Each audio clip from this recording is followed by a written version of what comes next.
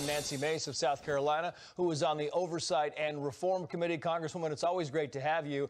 Nancy Pelosi says investigating the origins of COVID-19 is a distraction. It seems to be a pattern on the left. If they don't agree with something, it's a distraction. It's disinformation. You're a denier. It's conspiracy theory stuff. How do you battle against that? Well, I can say for starters that Nancy Pelosi is playing defense attorney for Communist China. She is not allowing any hearing on the origins of COVID-19. Republicans recently, House Republicans, had to have a forum with different medical experts, including the Assistant Secretary to HHS under former President Trump, about this issue. And even he agrees that there ought to be more transparency and an investigation into the origins of COVID. But right now, Nancy Pelosi is playing hide and seek. She doesn't want to get down and figure out what's really going on and what happened. This is a massive, massive pandemic that is affecting everybody around the world, and we're just letting China literally run away with it. Yeah, but if the question becomes, if the World Health Organization can't even get China to cooperate, what's Nancy Pelosi going to do? What's the United States going to do? Beijing has said, look, we don't want this looked into. It's going to be very hard to put their feet to the fire. What's the solution? Right. A solution would be to have an actual public hearing on the origins of COVID. When you talk to doctors and medical experts, everyone believes that it started in a lab in Wuhan.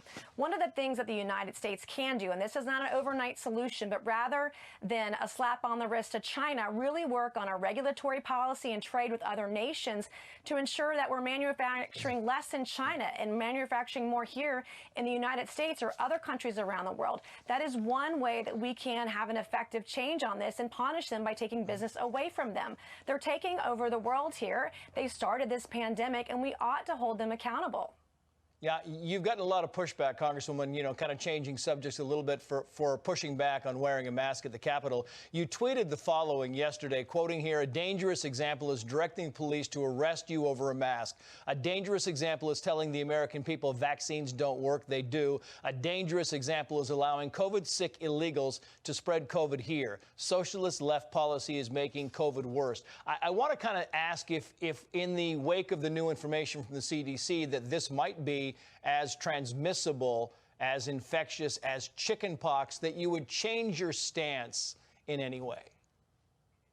No, I would not change my stance in any way. Yesterday morning, when I walked into the office in D.C., we were told that the Capitol Hill police were directed to arrest staff and visitors to the Capitol if they were not wearing a mask. When we want to get people vaccinated, and I had COVID, not only did I have COVID, but I had a case of long COVID, and it was a horrible experience. I'm also vaccinated.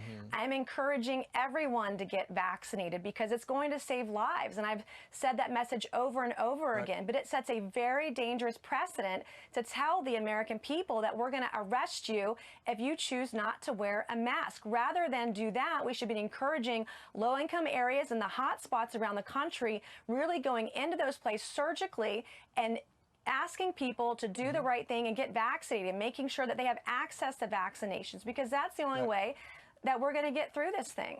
But just seconds ago, Admiral Brett Giroir said, what he's in favor of is people wearing masks, even if you're vaccinated, if nothing else, to protect children who are not eligible for vaccines yet. Your final thoughts on that?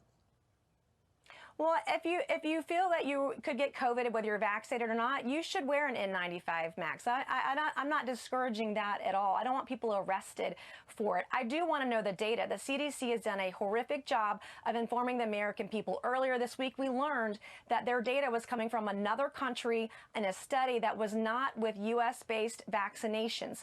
Also, the spread of COVID-19 at our border really is a super spreader event right now.